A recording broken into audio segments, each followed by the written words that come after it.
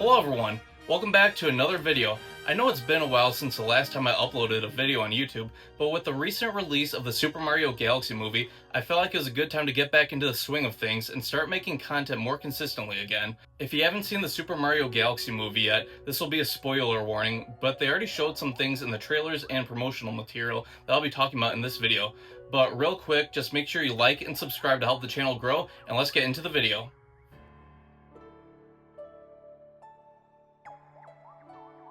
This video will probably be a bit shorter than my other videos, but this is something I wanted to talk about, and this will be a bit different than normal because besides some lore/theory crafting I'll be doing, I want to do a bit of a movie review, what this movie could mean for the future for Nintendo games, along with some history on Nintendo characters and games that appear or are referenced in this movie. So, if you're a newer Nintendo fan or aren't even a big fan of Nintendo and are for some reason watching this video, the Super Mario Galaxy movie is loosely based on the Super Mario Galaxy game that came out for the Wii in 2007. And when I say loosely, I mean extremely loosely.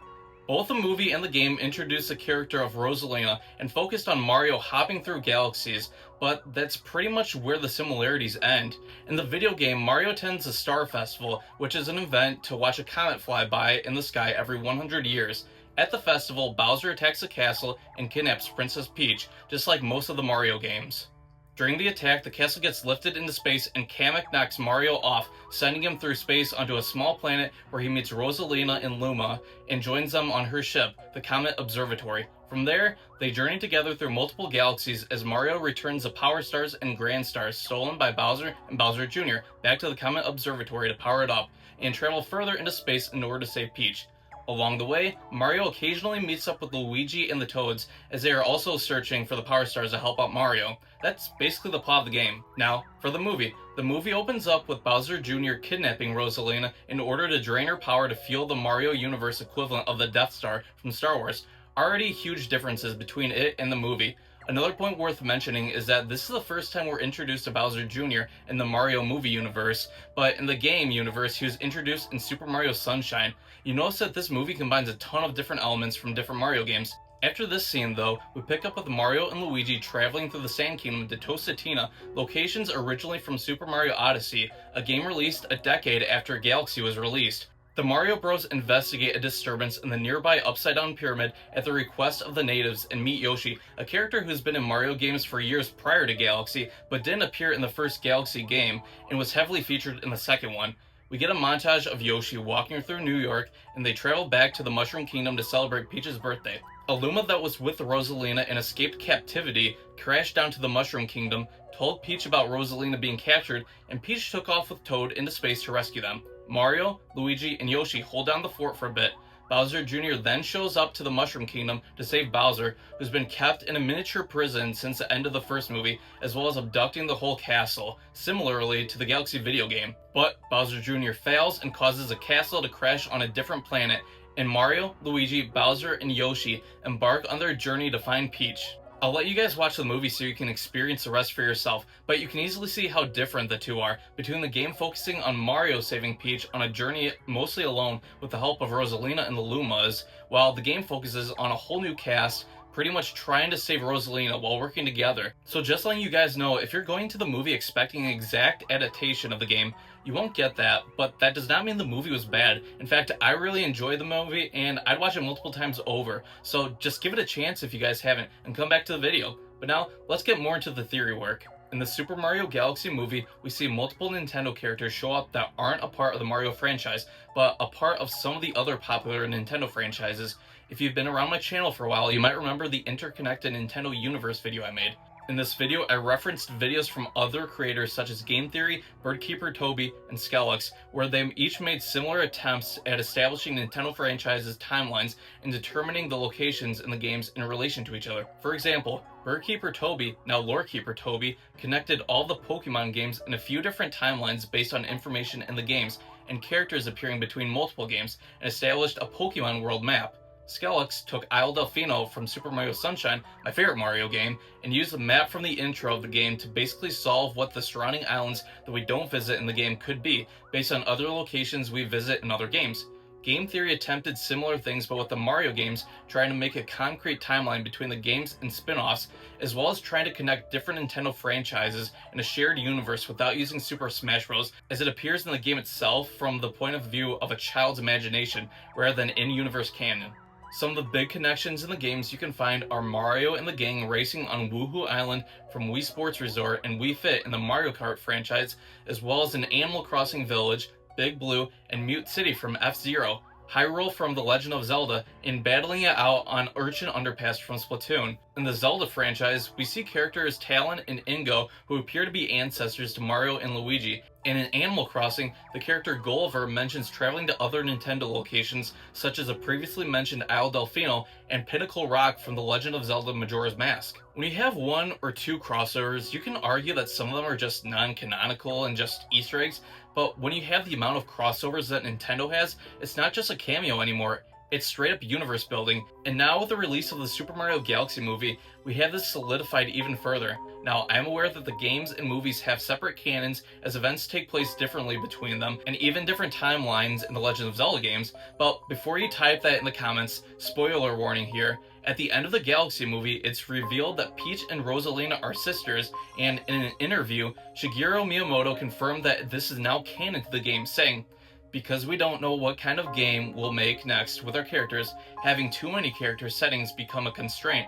I'm fine with being bound by the gameplay, but I don't want to be bound by having created a story which has been the reason for not making movies for many years. So, before making this movie, I hadn't decided on the character's backstory, but now that I'm making the movie, it's become fun to expand on the character in various ways. Therefore, I would like to adhere to as much as possible to the settings created in the movies in future games." We've already seen notes of this from the first movie with Donkey Kong's appearance in the games changing to match his appearance in the movie, but with them saying things set up in the movies will be reflected in the games, it's a good starting point for our theory and definitely worth considering and keeping in mind, even though the canons are obviously different right now. And just the other day, an update was added to Super Mario Galaxy 2 on the Switch 2, adding a new storybook page from Rosalina's storybook showing her and Peach as sisters. Getting to the crossover characters now, one of the main characters they showed off in the trailers and was a very prevalent character in the movie was Fox McCloud from the Star Fox series, a series to my knowledge has never crossed over with the Mario franchise except through Super Smash Bros.,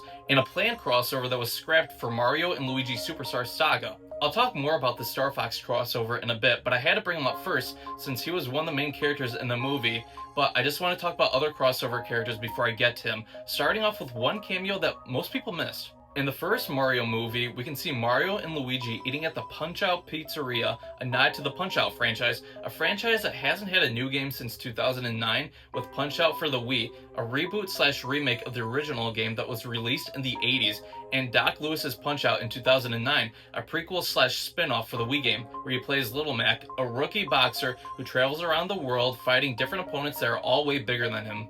In the pizzeria in the movie, we can see framed photos of some of the opponents from the game, but where it really gets interesting is in the Super Mario Galaxy movie. During a montage early in the film following Yoshi's journey through New York, we can see Little Mac and Doc Lewis, his trainer, both on screen for a split second, mirroring the training montage from the Punch-Out games.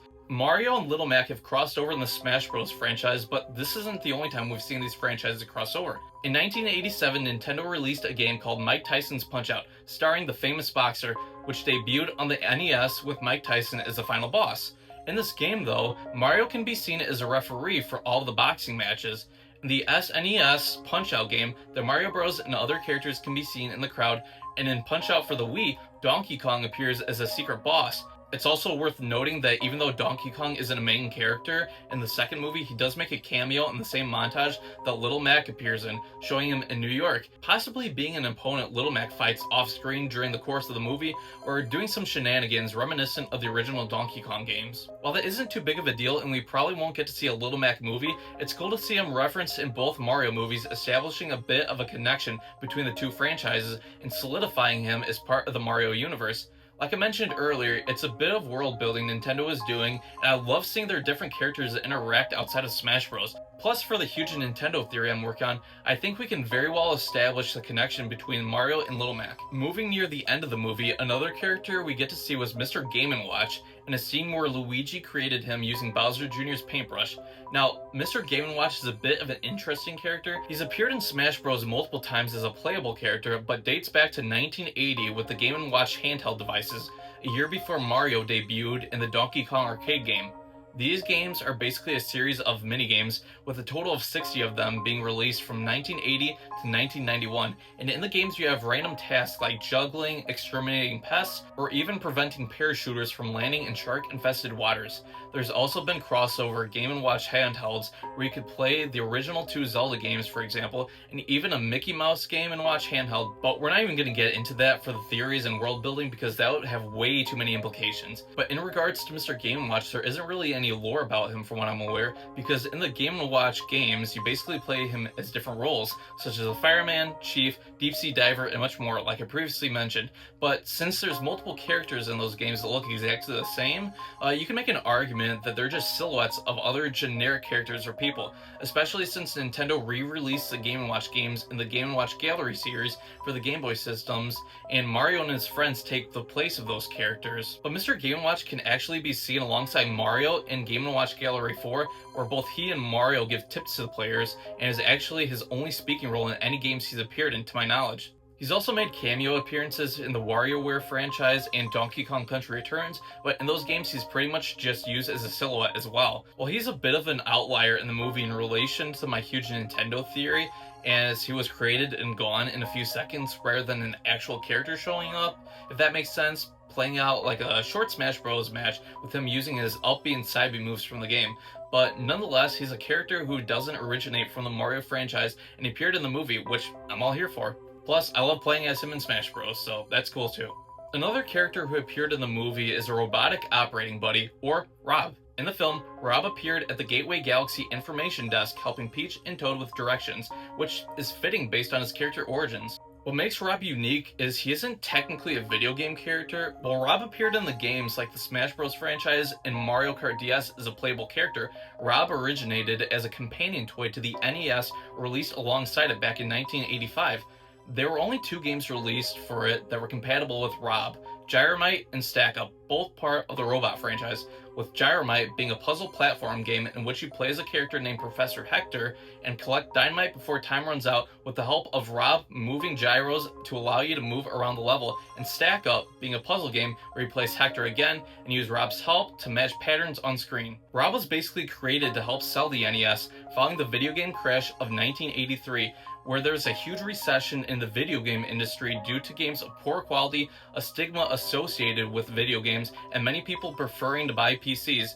And even though the hype was short-lived with only 2 games, Rob basically acted as a Trojan horse, reviving the gaming industry. It's also worth mentioning that there were 4 other games planned for development to be compatible with Rob, but were never released. But back with the movie, Rob's character was very reminiscent of the sloth at the DMV from Zootopia, if you guys have ever seen that movie. Very slow moving, but it was very fitting for his character as the toy was slow moving as well. While Rob doesn't necessarily have much game lore about him to build up our Nintendo theory, it was awesome and hilarious to see him in the movie and does help us to get an idea of what role he could play in the bigger picture of the Nintendo universe. But now, let's talk about a group of characters that appeared for a few seconds in the movie, the Pikmin. Just like other characters I've talked about in this video, the Pikmin appear in the Smash Bros. Series, accompanied by Olimar and Alf controlling them, but besides that, they've had scarce appearances in the Mario universe, which I'll get to in a second.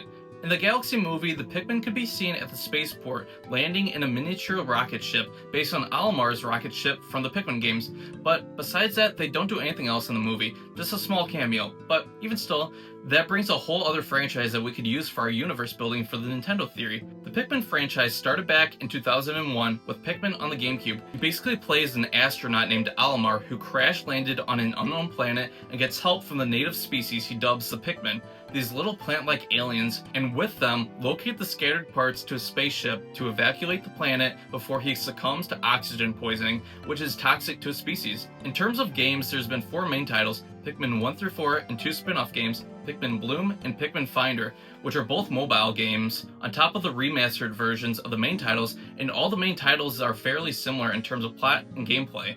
But in terms of lore, the Pikmin games are fairly interesting. Throughout the games, you can find giant-sized human-made objects like a Duracell battery and 7-Up, implying Olimar and the Pikmin are incredibly small, and the Pikmin world is actually Earth, or based off of Earth. A lot of theories speculate that the Earth is actually in some sort of post-apocalyptic state, as humans are never found, and the creatures are not native to Earth in real life. Plus, in an interview with Miyamoto, he stated that the planet known as PNF 404 is in a state where humans are extinct, and in the games, the geography is very similar to Earth, but in Pikmin 3, the geography of the planet is very similar to that of Pangaea Ultima, what the Earth is speculated to look like in 250 million years from now, based on the shifting of the tectonic plates moving all the continents around. So, where does that leave us for the Nintendo theory and how the games connect? Well, in the mobile game Pikmin Bloom, it's explicitly set on present-day Earth, implying that the main games take place in the far future, and Pikmin have just survived for that long. Pikmin have actually made a couple appearances in Mario games. Besides appearing in the WarioWare series, just like most other Nintendo games do as mini-games, Pikmin could be seen in Mario Golf Toadstool Tour for the GameCube, where if you hit a golf ball into a patch of flowers, Pikmin would fly out. One of the biggest cameos they have is in the Nintendo Switch 2 version of Super Mario Bros. Wonder, where they appear in the background of several levels of the game.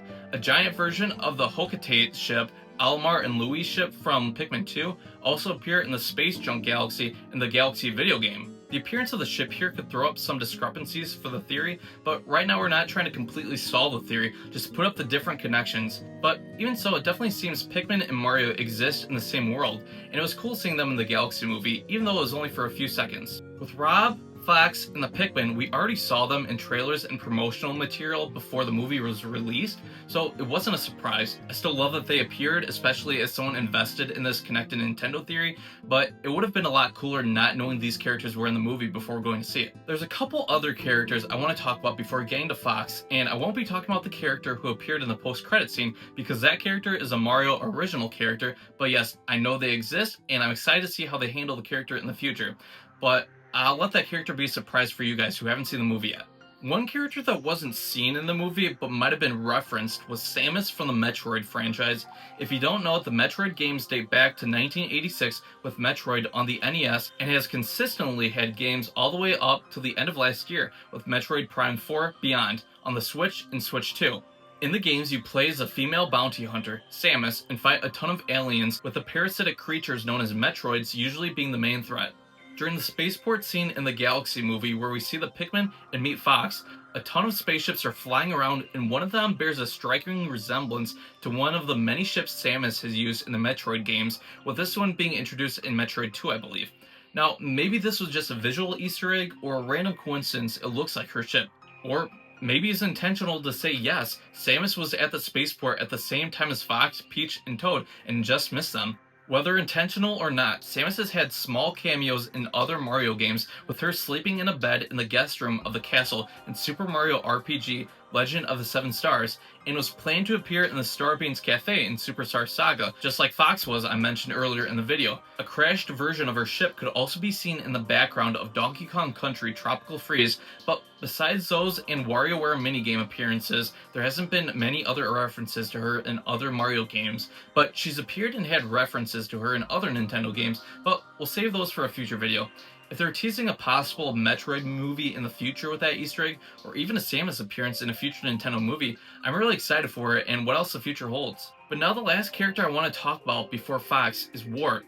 If you're a newer Nintendo fan, you might not know who Wart is, or even remember him from the movie. He was a big green frog guy in the casino that Peach and Toad ended up in after chasing down the monkey who stole her parasol. Wart is originally from a game released in Japan called Doki Doki Panic, where he was named Mamu. In this game, you play as this Arabic family stuck in the dream realm in a storybook and try to escape. Wart is a ruler of this dream realm, so he's the boss you have to fight at the end of the game to escape. In Japan, Super Mario Bros. 2 was too similar to the original Mario Bros. Game, so Nintendo reskinned Doki Doki Panic to become what we're familiar with in the US as Super Mario Bros. 2.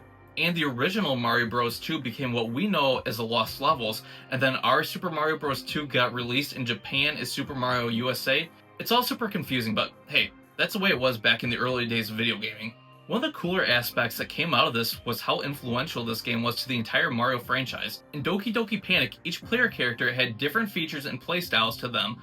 The main character was balanced, the second one could jump a bit higher, the third one had a jump that let her hover for a bit but be a bit weaker, and the fourth character could run faster than the rest.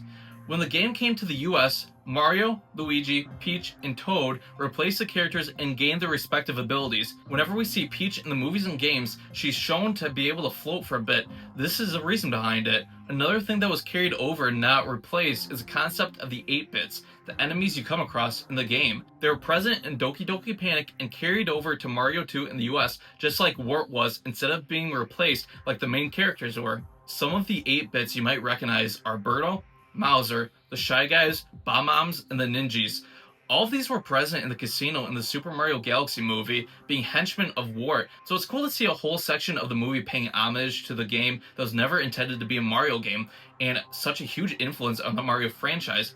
Even though not all the enemies in the game have become common enemies in the Mario franchise, the likes of Birdo, Shy Guys, Bob-Ombs, and Ninja have appeared in multiple games, with many being playable characters in multiple games. And honestly, all that is insanely cool to me, but you may be asking, did you just include Wart because he's not originally from a Mario game?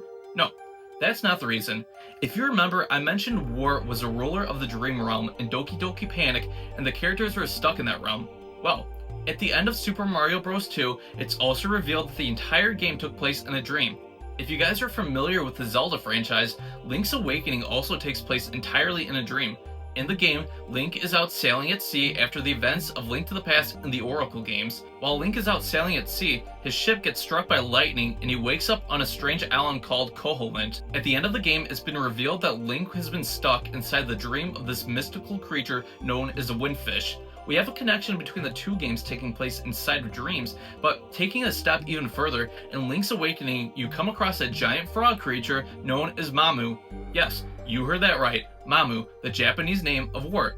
Wart is accompanied by some of his minions, the Shy Guys, Bob-Ombs, and even Pokies, along with other Mario enemies appearing in the game, such as Goombas, Bloopers, Chomps, and many more, with a reference to Yoshi in the game and characters that look reminiscent of Mario and Luigi.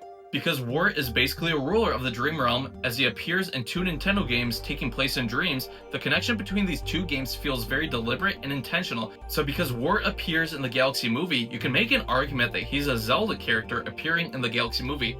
The main difference is that in the movie he doesn't appear in a dream and is just running the casino, so the connection isn't as strong, but it was definitely worth mentioning. But now, we finally get to Fox McCloud. Fox was one of the main characters in this movie, and probably my favorite character in the entire movie. I've only played about one Star Fox game my entire life, and almost never played Fox or any of the Star Fox characters in Super Smash Bros. But after seeing Fox in this movie, it just made me want to play all the Star Fox games, main Fox in Smash Bros, and watch an entire Star Fox movie franchise. There's just something about his character in the movie that was so enjoyable to watch every scene he was in. Aside from the scene Mr. Game & Watch is in, I'd say that all my favorite scenes in the movie were the ones Fox is in. I know I'm geeking out a bit right now, but if you haven't seen the Galaxy movie yet, go watch the movie and try to tell me Fox wasn't the best character in the movie. He had so much aura about him that it had me grinning for every scene he was in. But alright, I'm done geeking out about Fox now. But if you guys don't know, the first Star Fox game came out in 1993 for the Super Nintendo and is what's known as a rail shooter game, basically meaning you're flying Fox's ship, the R-Wing, but locked onto a set path and shooting enemies that appear in front of you. So you can't just fly wherever you want. Since then, there have been only a handful of games released, with a few of them being reboots or remakes. Star Fox 64 was a reboot of the first game, but made for the Nintendo 64 with new characters and dialogue. Star Fox Adventures came out for the GameCube, taking place 8 years after the events of 64, and had action-adventure gameplay elements mixed in with a standard rail shooter gameplay. A few years later, Star Fox Assault released on the GameCube, taking place 1 year after the events of Adventures, also having similar gameplay elements to that game. 1 year later, Star Fox Command was released for the Nintendo DS, and the gameplay went back to its roots, being an R-Wing combat-focused rail shooter game, with the events of the game taking place 2 to 3 years after Star Fox Assault, also having 9 different alternate endings. Since Star Fox Command in 2006, there hasn't really been a quote-unquote new Star Fox game. In 2011, Star Fox 64 was remade for the Nintendo 3DS.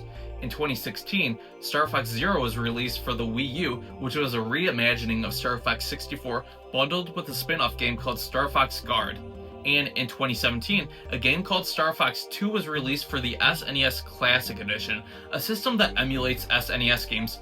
Technically, Star Fox 2 is a new game since it was meant to release back in 1995 but never did, but at that point it was just basically a 22-year-old game if you think about it. Nevertheless, the game takes place immediately after the events of the original Star Fox. And as I was writing this segment of the video, Nintendo dropped a trailer for Star Fox for the Nintendo Switch 2, set to be released next month in June of 2026. The game is another remake of Star Fox 64, which I already mentioned is a remake of the original Star Fox game. So between 1, 64, 64 3D, 0, and now this game, there's been more remakes of the same game than new games in the franchise, with 5 versions of the same game. Even so, it looks like this game will expand on 64's story, level design, and gameplay mechanics, which I'm not mad about. When I saw the Galaxy movie, I thought to myself that it would be in Nintendo's best interest to release a new Star Fox game and capitalize on Fox's appearance in the movie. He was a great character in the movie, so a lot of people are probably wanting to play the games he's in, so remaking the game on the most recent console will make it a lot easier to access for these people.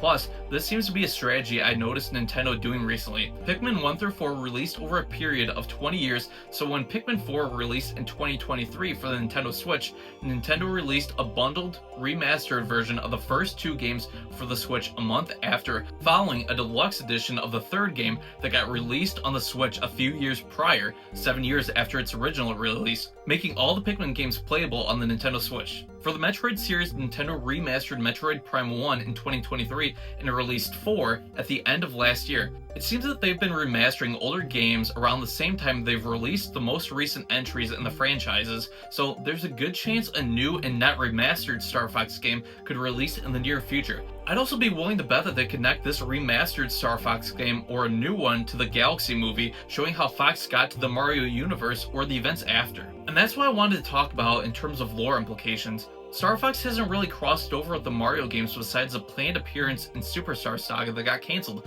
like I previously mentioned. I think the reason for this was explained in the movie. When we're introduced to Fox in the Galaxy movie, he mentions his warp drive malfunctioned, causing him to get sent to Mario's universe. Not to Mario's galaxy, his universe. Fox is from a completely separate universe than the likes of Mario and the other characters he crosses over with more frequently, like Link and the Animal Crossing characters in the games, and Little Mac and the Pikmin in the games and movies. For the purposes of the Nintendo theory, I'm trying to determine what games take place in the same universe. I think we can safely say that the Star Fox games take place in a different universe, but they still have the possibility to cross over through trans-dimensional travel, but they're so separate that it's not that common for them to cross over. And now, we reach the end of the video. We've established a strong connection using the Mario Galaxy movie to place the Mario, Punch-Out, Game & Watch, Robot, and Pikmin franchises in the same universe and make the case that the Star Fox franchise takes place in a separate universe, while having the ability to cross over. We also know that Donkey Kong and Yoshi have their own franchises, with Donkey Kong Country, Yoshi's Island, and some other games taking place in the Mario universe. They cross over multiple times in the games like Mario Kart, Mario Party, and many others. I could have gone into more detail about the other crossovers that these ones present, such as how the company Rare developed Star Fox Adventures, as well as other games like Donkey Kong Country, Banjo-Kazooie, and Conker's Bad Fur Day, with many connections in these games. But that's for a whole different video, since this just focused on the door that the Mario Galaxy movie opened up. I know this was a little bit all over the place and I threw a lot of things at you guys, but I just wanted to yap about the movie since I've always loved crossovers as a kid. And seeing all these different Nintendo characters in this movie just made me really happy, seeing how they interacted outside of some Smash Bros. Cutscenes. I really enjoy this movie, and you should give it a chance too if you haven't seen it already, despite what some reviews might say. I saw a lot of reviews saying that this movie felt more fast-paced than the first movie, and didn't have a lot of plot, but I disagree. I felt this movie was a lot slower paced than the first movie, and had more plot to it. It wasn't anything super crazy or insanely in-depth, but it had a lot more than some reviews might say. Like I said earlier in the video, I'd honestly watch the movie again multiple times, and I'm super excited to see what Nintendo has in store. It feels like they could be setting up a Smash Bros. Movie in the future, but I'm not exactly sure how that'll play out with some of the characters, considering they've been developing a live-action Zelda movie with Sony, a live-action Sonic and Pokemon movie already came out, where these Mario movies have been CGI. It's just a mixture of different format styles in the studios developing these movies that I'm not sure what route they would take, how many movies they would need to produce and to introduce different characters to set up the Smash Bros. Movie and everything like that, but nonetheless, I'm excited for whatever they have in store and what's next.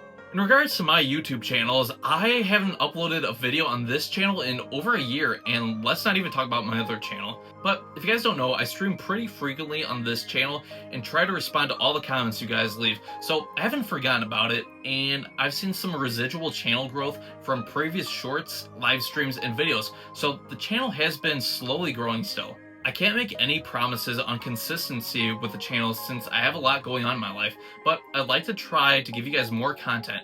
I have a video I'm trying to get out by the end of the month to coincide with the Backrooms movie, and I think that will be uploaded on both channels if I can get that to work out. I've already wrote a ton for that video, and I have a lot of other videos I've started but never finished, so I kind of have a head start if you think about it like that. But if you guys want more content from me, the best way to support me is by liking and subscribing and sharing the channel with your friends. Check out my live streams sometimes. I play a wide variety of games ranging from Nintendo titles, horror games, Fortnite, and random indie games on stream, on top of TCG pack openings, so there's a lot of content for you guys to watch.